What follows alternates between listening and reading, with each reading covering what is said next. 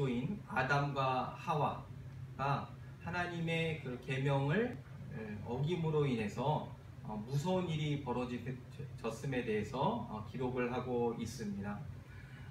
이들이 하나님 말씀에 불순종함으로 인해서 하나님의 심판을 받아서 여러 가지 처참한 그러한 지경에 놓여 있게 됨을 우리가 알고 있는데, 단순히 아담과 하와뿐만이 아니라 그 이후에 태어나는 모든 사람들도요,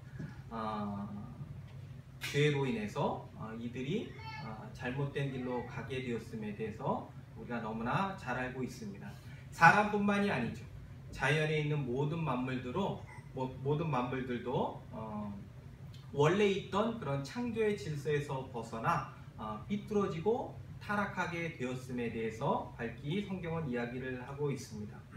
더욱이 이 인간의 죄로 말미암아 인간이 아주 비참한 상황 가운데 놓이게 되었는데, 사람에게 질병이 오게 되었고 또 육체적 죽음이라고 하는 비극적인 결과가 임하게 되었습니다. 그러니까 우리가 뜻하지 않게 질병으로 인해서 시름시름 앓고 있는 것, 또 나중에 세월이 흘러감에 따라서 우리의 육신을 마감하게 되는 죽음이 오게 되는 것, 이런 것 모두가 다 하나님께서 인간의 죄에 대해서 심판하신 결과임을 성경이 진술을 하고 있습니다. 만약에 사람이 죄를 짓지 않았다라고 한다면, 인간이 범죄함으로 타락하지 않았다라고 한다면은요, 사람이 어떻게 되었을까? 인간은요, 지금의 아프다거나 아니면은 육체의 기능이 점차적으로 쇠해지는 약하고 부실한 그런 몸이 아닌 아주 튼튼한 몸으로 영원히 살게 되었을 것입니다. 허나 인간이 죄를 범함으로 인해서 하나님께서는 이들에 대해서 심판을 하심으로써 인간에게 질병이 오게 되었고 고통과 죽음이 찾아오게 된 것입니다. 이와 같이 인간의 죄는요, 사람과 자연을 비롯한 모든 만물들을 변질시키는 그러한 현상을 가져왔습니다. 성경이 진술하고 있는 이 사실에 대해서 보면서 우리가 관심을 가져야 되는 대목이 있습니다. 그게 뭐냐면요, 죄가 무엇인가 라고 하는 점입니다. 죄. 예전에 제가 아주 어린 나이에 교회를 다녔을 때, 교회 가면은 제일 듣기 싫은 소리가 바로 이거였습니다.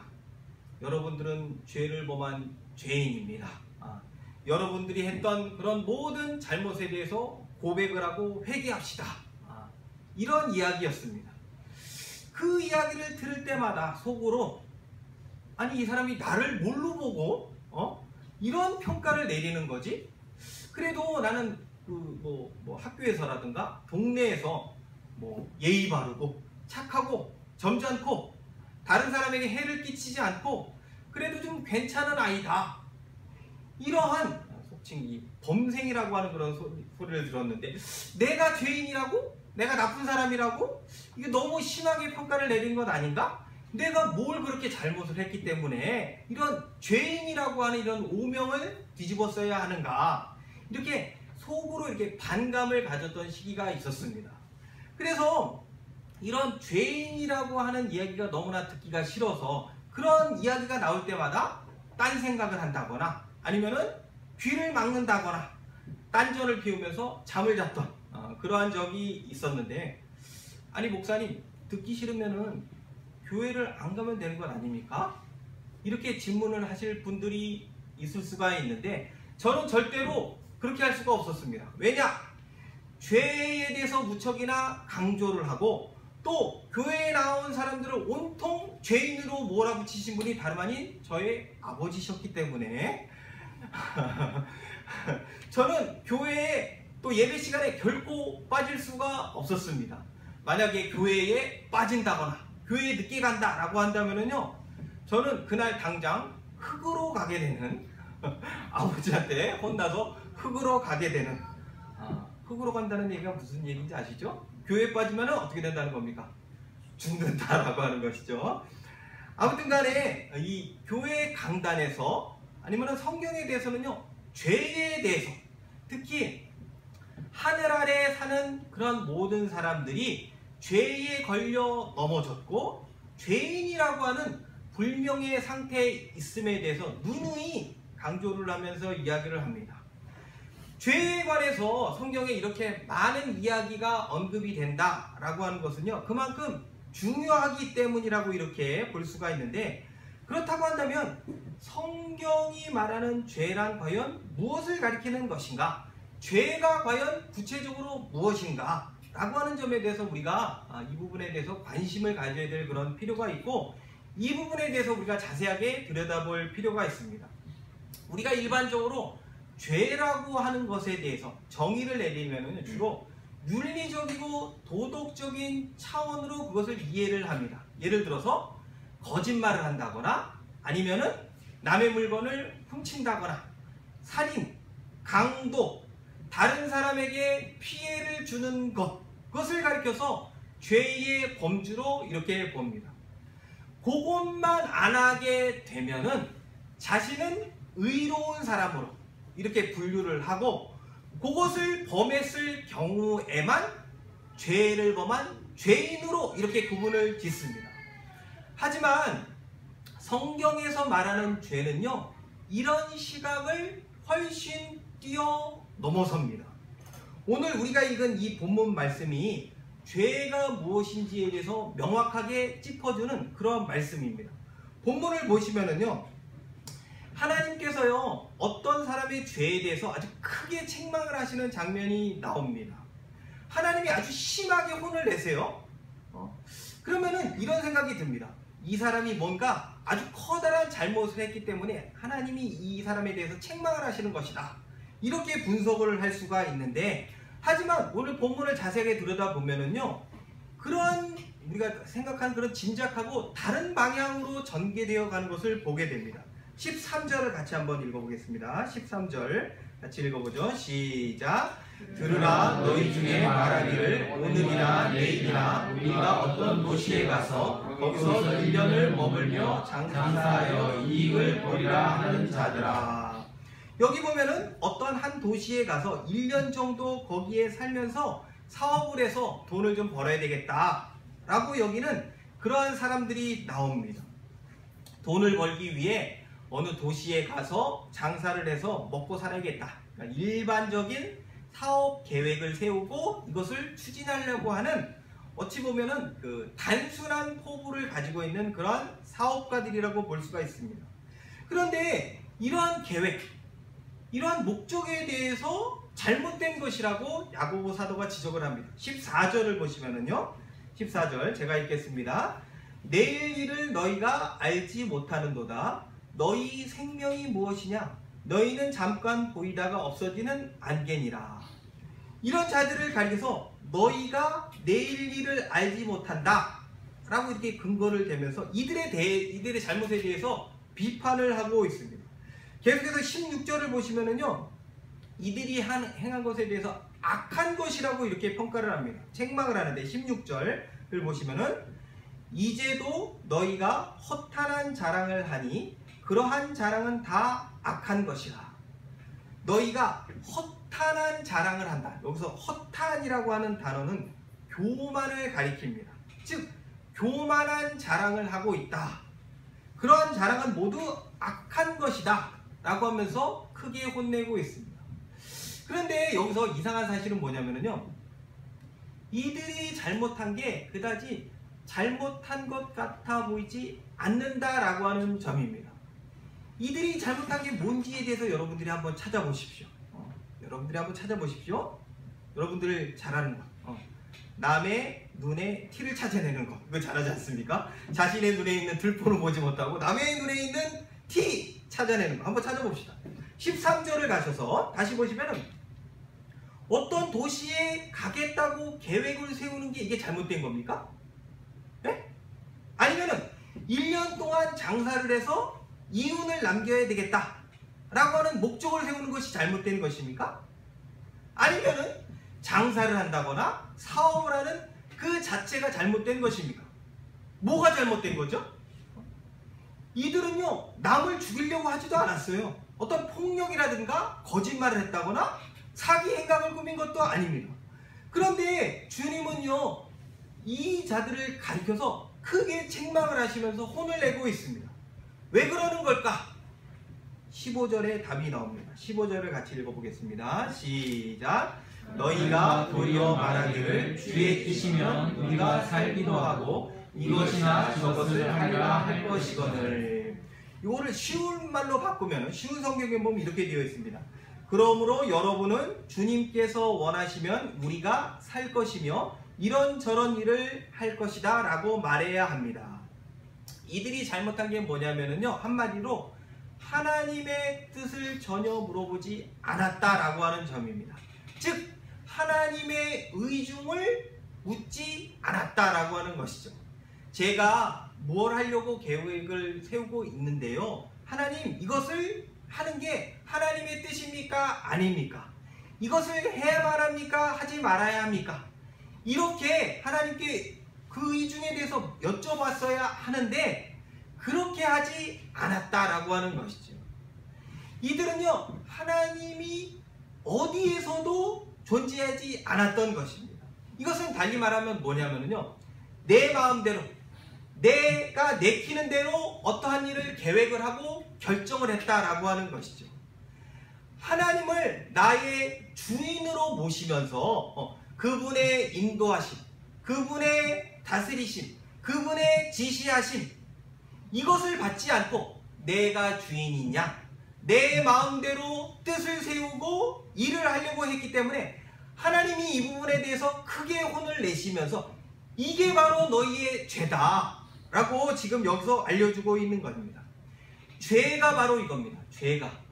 성경이 말하는 죄는요, 단순히 어떤 다른 사람에게 피해를 주는 것, 나쁜 말과 나쁜 행동을 한 것, 뭐 담배에 쩔어서, 술에 취해서 횡포를 부린다거나, 아니면은 누구에게 상처 주는 그런 말을 해서 뭐 상대방에 피해를 입히는 것, 도둑질이나 살인을 해서 상대방에게 커다란 아픔을 주는 것, 그런 행위를 가리켜서 죄라고 하지 않습니다.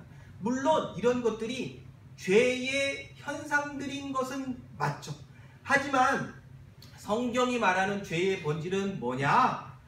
하나님을 빼놓은 것이 커다란 잘못이고 하나님을 전혀 생각하지 않는 것이 악한 것이라고 하는 이야기인 것입니다. 그러니까 죄 문제에 대해서 우리가 근본적으로 이해를 하려면 먼저 우리 인간적인 차원으로 이해를 하는 것이 아니라 하나님에게서 그것을 시작해야만 하는 것이고, 하나님을 떠난 모든 생각, 하나님을 떠난 모든 말, 행동, 하나님을 벗어나서 하려고 하는 모든 경향이 다름 아닌 죄다, 이렇게 단정을 지을 수가 있는 것입니다. 신약 성경에 나오는 탕자의 비유가 아주 대표적인 예가 될 것입니다.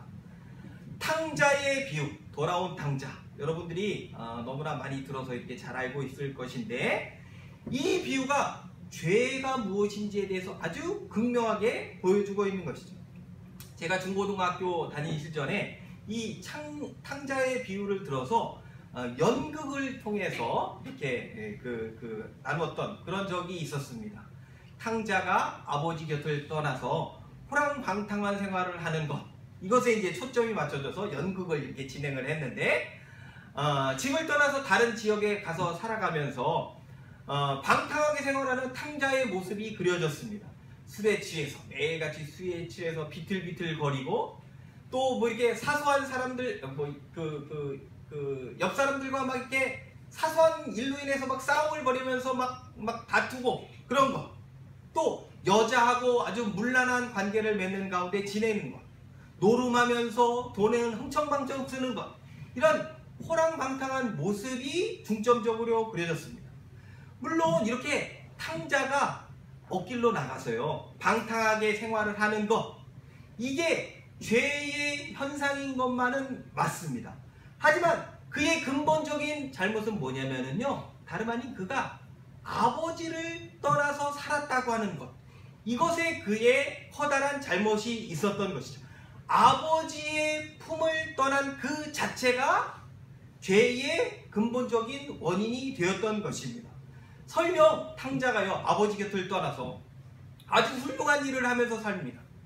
돈을 많이 벌어서 이웃 사람들을 도와주고 아주 좋은 일을 많이 하면서 살아요.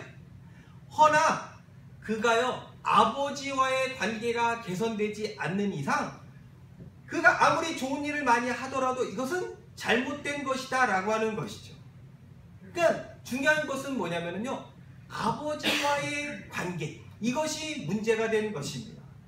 이처럼 우리 인간의 핵심적인 문제가 뭐냐면요, 인간의 궁극적인 그 근본적인 문제가 뭐냐, 그것은 인간이 하나님과의 관계에 문제가 생기게 되었다라고 하는 점입니다. 하나님 말씀에 불순종하는 가운데 하나님을 등지고 떠난 것, 바로 이게 가장 큰 문제였던 것이죠. 사람은요 모두 이러한 죄를 지으려고 하는 습성이 있는 것이고 그 영향 가운데 빠져서 살아가고 있습니다. 여기서 예외가 되는 사람은 이 세상에 단 한 사람도 없습니다. 천주교에서 제일 직위가 높은 교황이라든가 추기경이라고 한다고 하더라도, 또 우리나라를 대표하는 무슨 대통령이라든가 국회의장이라든가 대법원에 있는 최고 판사라고 하더라도 역시나 마찬가지입니다. 심지어 무슨 삶 속에서 30년 동안 나는 득도를 했다, 무슨 도사, 이런 사람도 예외가 안 되는 것이죠. 모든 사람들이 다 하나님을 떠나 살려고 하는, 하나님을 도망쳐 살려고 하는 것을 갖고 있는, 마음속으로 갖고 있는 그러한 죄인들인 것입니다. 이 사실에 대해서 너무나 잘 알고 있는 구약의 대표적인 인물이 있습니다. 그 사람이 누구냐? 다름 아닌 이스라엘의 지도자였던 성군 다윗 왕입니다. 우리 성경을 한 군데 찾아보겠습니다. 시편 51편을 보면은요, 시편 51편 구약 성경 838페이지입니다. 시편 51편 1절에서부터 5절까지 같이 보도록 하겠습니다. 시편 51편 1절에서부터 5절까지입니다. 같이 읽어보겠습니다. 시작. 하나님이여 주의 인자를 따라 내게 은혜를 베푸시며 주의 많은 긍휼을 따라 내 죄악을 지워주소서. 나의 죄악을 맑게 씻으시며 나의 죄를 깨끗이 하소서. 물은 나는 내 죄가를 아오니 내 죄가 항상 내 앞에 있나이다. 내가 주께만 범죄하여 주의 목전에 악을 행하였사오니 주께서 말씀하실 때 의로우시다 하고 주께서 심판하실 때 순전하시다 하리이다. 내가 죄악 중에서 출생하였으며 어머니가 죄를 통해서 나를 잉태하였나이다. 아멘. 이 시편 51편은요 다윗이 고백한 참회의 시, 회개 시에 해당이 됩니다. 여러분들이 익히 들어서 알고 계시겠지만은요, 다윗만큼 훌륭한 인물은 성경에 찾아볼래야 찾아볼 수가 없을 정도로 이 사람만큼 이스라엘 역사상에 있어서 수많은 업적과 공로를 세운 인물도 아마도 없을 것입니다. 다윗은요 이새라고 하는 사람의 막내 아들로 태어나서 사울 왕 다음으로 이스라엘 나라의 두 번째 왕위에 오른 성경의 위대한 인물입니다. 그의 업적을 말하라고 하면 아주 끝이 없을 정도인데, 당시 이스라엘 백성들을 괴롭혔던 블레셋, 그 블레셋의 최고 그 병사였던 골리앗을, 자기보다도 어마어마하게 크고 자기보다도 더 세 보이는 그러한 골리앗을 단지 물맷돌 몇 개로 죽인 그런 국가적인 당시의 영웅이었습니다. 다윗은요 인격도 참으로 훌륭했습니다. 자기를 미워하고 자기를 괴롭혔던 사울왕을 수차례 죽일 수 있는 그런 기회가 있었음에도 불구하고 하나님께서 세우신 왕이라고 해서 죽이지 않고 그냥 살려두었죠. 저 같았으면 그냥 한 방에 그냥 보내버렸을 텐데, 다윗은요 너무나 인격이 훌륭해서 다윗은요 자신이 도망자 신세로 전락하기까지 하면서 그렇게 지냈던 정말로 마음씨가 좋고 너무나 겸손한 그런 인물이었습니다. 또 그가 왕이 된 후에도요, 나라를 정말로 잘 다스렸는데 국력을 아주 강화시키는 가운데 군사력을 강화시키면서 주변을 이렇게 정복을 해서 주변 나라를 정복해서 영토를 크게 확장을 했고 또 경제적으로도 많은 그 활력을 일으켜서 이스라엘 나라를 아주 부강한 나라로 만들었던 너무나 위대한 그런 인물이었습니다. 그럼에도 불구하고 그가 시편에서 지금 고백하고 있는 것이 뭐냐면요, 5절에 뭐라고 그러죠?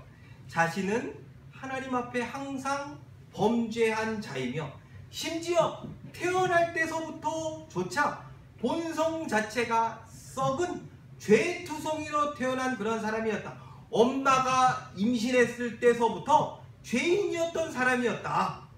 그가 여기서 서스럼 없는 고백을 하고 있는 것을 보게 됩니다. 다윗의 훌륭함, 다윗의 위대함이 바로 이 대목입니다. 자기가 남긴, 다윗 왕이 남긴 어떤 정치, 경제, 그런 문화, 그런 대단한 업적, 그런 것이 아닌 또 다른 자기를 미워하는 사람을 포용하려고 했던 그러한 넉넉함, 인격성, 그런 것이 아닌 자기가 하나님 앞에서 철저하게 죄인이었음에 대해서 깨닫고 그것을 인정했다라고 하는 것이죠. 바로 이러한 이유 때문에 그는요, 성경에서 위대한 인물로 또 우리의 신앙에 있어서는 아주 모범적인 신앙의 조상으로 자리매김을 하게 되었던 것입니다.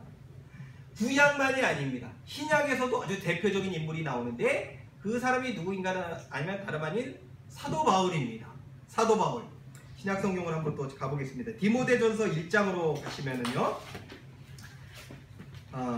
사도 바울이 이런 진심 어린 고백을 여기서도 하고 있는데 다윗과 같은 그런 고백을 합니다. 디모데전서 1장 15절을 보시면은요, 바울의 유명한 고백이 나옵니다. 디모데전서 1장 15절, 신약성경 337페이지입니다.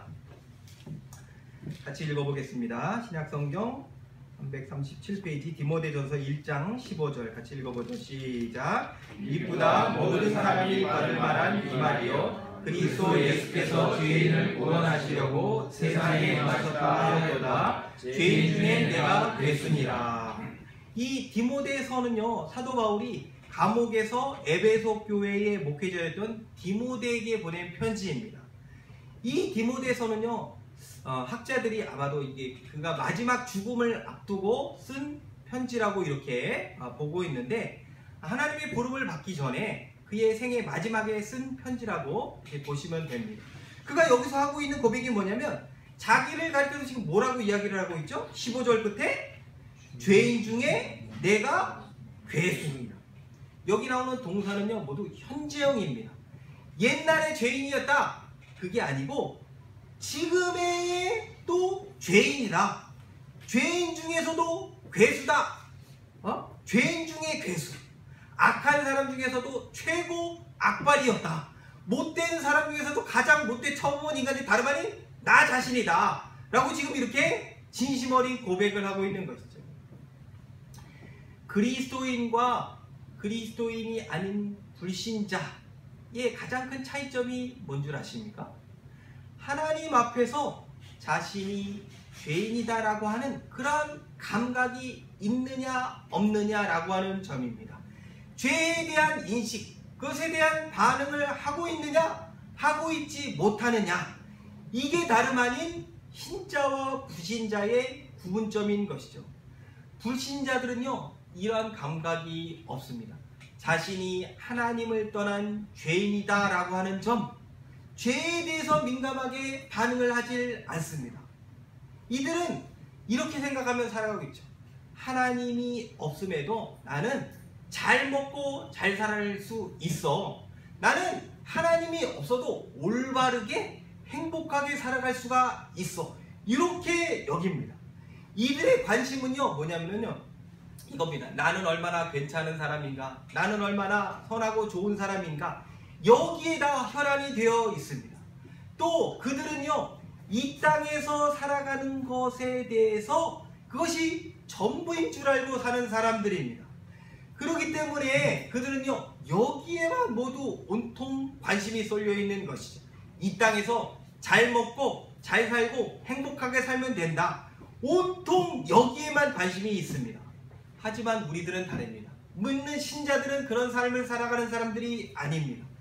그리스도인은요, 무엇보다도 하나님에 대해서 또한 죄에 대해서 반응을 하며 살아가는 자들입니다. 내가 과거에 하나님을 떠난 그런 죄인이었음을 인정하며 지금도 내가 살아가면서 하나님 앞에 얼마나 커다란 죄를 짓고 있는가, 이것을 점검하고 무엇을 하기에 앞서서 하나님의 뜻을 물어보는 사람, 자기의 야망, 자기의 욕심 이런 것을 내려놓고 하나님의 인도하심이 무엇인지, 하나님의 지도하심이 무엇인지에 대해서 말씀을 통해서 확인하고 그것에 대해서 순종하며 살아가는 자가 다름 아닌 하나님의 자녀들인 것입니다. 추가적으로 신자들은요, 이런 사람들입니다. 이 세상이 전부가 아니라 영원한 하나님의 나라가 있다, 천국이 있다, 그 천국을 바라보면서 살아가는 자들입니다. 또한 성경을 통해서 들려주시는 하나님의 약속의 말씀을 붙잡고 살아가는 자들이 다름 아닌 예수 믿는 우리들인 것이죠. 이게 바로 세상 사람들과 우리 그리스도인 신자들과의 커다란 차이점인 것입니다. 주 안에 사랑하는 성도 여러분, 여러분들은요, 이렇게 죄에 대해서 민감하게 반응을 하며 살아가고 있습니까? 여러분들이 정말로 추악한 죄인이다 라고 하는 점에 대해서 인정을 하고 있습니까? 내가 하나님 앞에 온전하게 설 수가 없는 자이다 라고 하는 사실을 깨우치고 있습니까? 내가 생각하는 것보다 더 커다란 죄인임을, 그것을 인정하며 그것을 고백하며 살아가고 있습니까?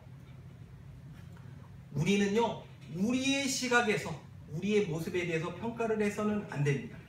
하나님의 입장에서, 하나님의 시각에서 우리의 입지를 파악하고 확인해야만 하는 것이죠.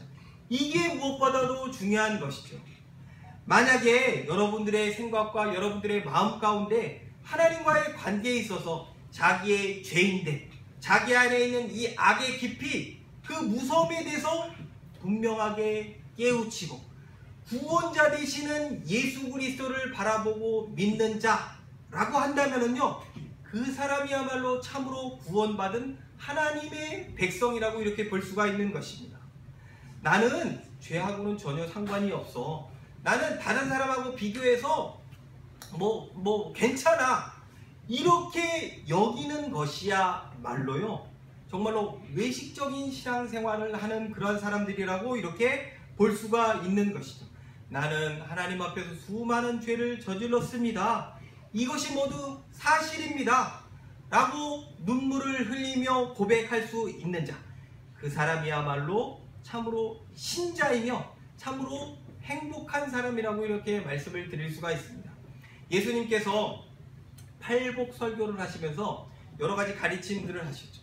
첫 번째 팔복으로 가르치신 것이 무엇이죠?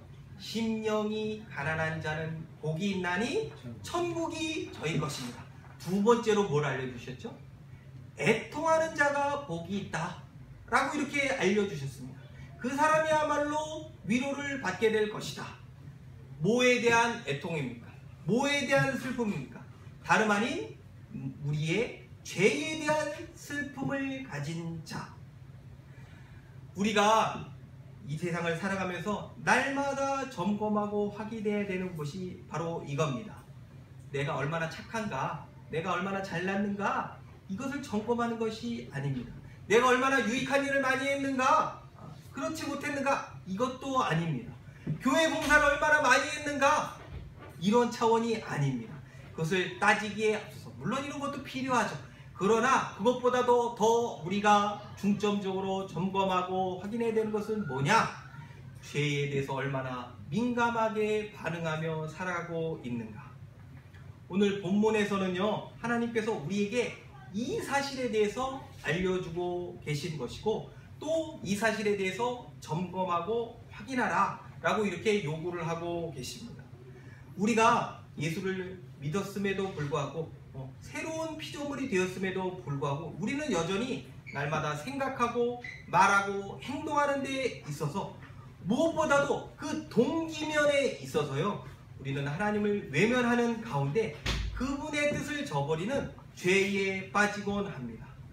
그렇기 때문에 우리는 여전히 죄인이라고 하는 것을 인정해야만 하는 것이죠. 죄 때문에 울고 통곡하는 것, 이것은요 결코 비겁한 행동이 아닙니다. 하나님 앞에서 정당한 우리의 반응인 것입니다. 19세기 당대 최고의 설교자라고 할 수 있는 스펄전 목사님이 계셨는데 그분이 설교를 하러 강단을 올라갈 때마다 강단에 올라가서 이렇게 기도를 했다라고 합니다. 사람들 많이 모이게 해주십시오. 또 제 설교를 듣고 사람들이 확 뒤집어지게 해주십시오. 변화를 받게 해주십시오. 이렇게 기도를 한 것이 아닌 이렇게 기도했습니다. 하나님, 저를 불쌍히 여겨 주십시오. 저는 죄인입니다.